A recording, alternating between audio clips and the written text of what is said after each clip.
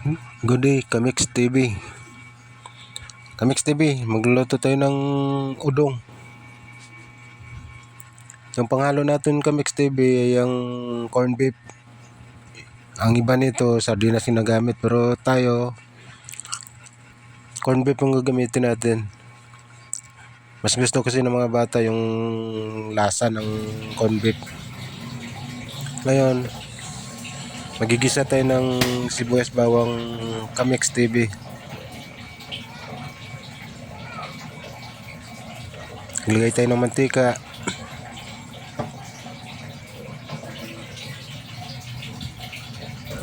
Tapos ito yung corn beef, Kamix. Yan ang bawang at saka sibuyas.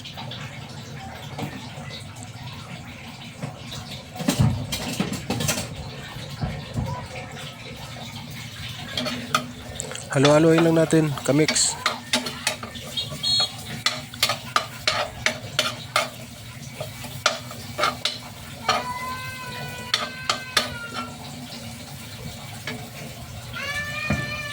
Buksan natin yung corn beef.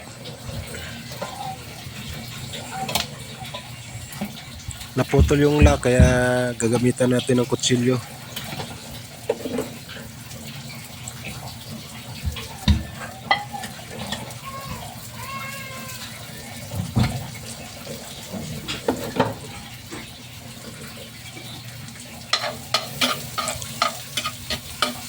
Haluan natin ulit para medyo malutong sibuyas at bawang. Kailangan medyo bumango siya.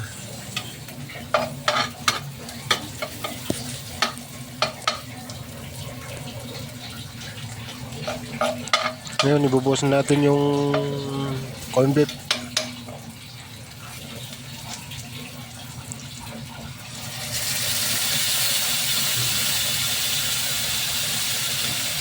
Ito pala yung corn beef, bali 115 grams.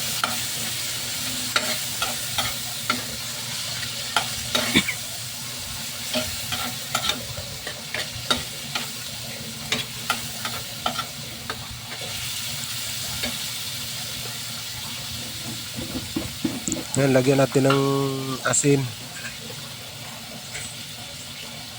Ayun lang sa panlasa nyo, Kamix TV.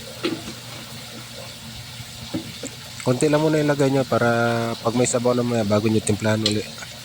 Ngayon lalagyan natin ng paminta.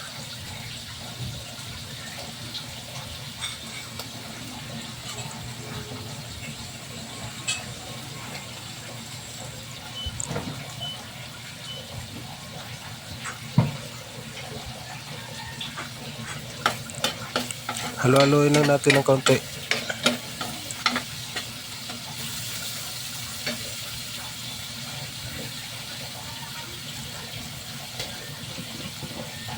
Ngayon ka-TV, hindi tayo gagamit ng bitsin. Yung pinaka-bitsin natin, asukal. Depende sa inyo kung bitsin gagamitin nyo. Pero ako kasi ang ginagamit ko, asukal.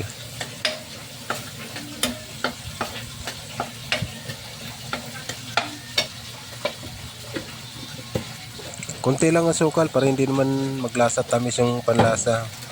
Bali, ayun lang, parang kasing dami ng kung yung bitsin, halos 3 doble sa asukal.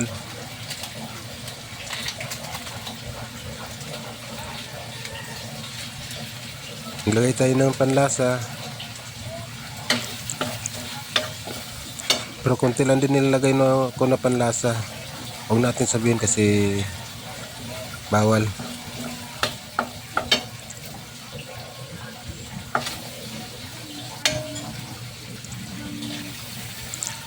Ngayon mag-add tayo ng water para pinakasabaw ng udong. Mali-estimatein nyo lang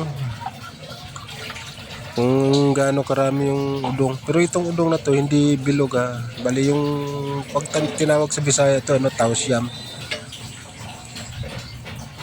Malapad kasi ito yung udong kasi bilog. Medyo parang steak.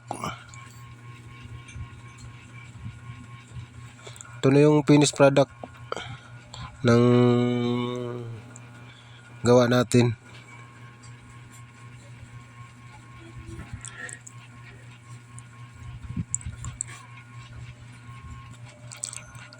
Medyo hinabaan ko lang para makita nyo, no?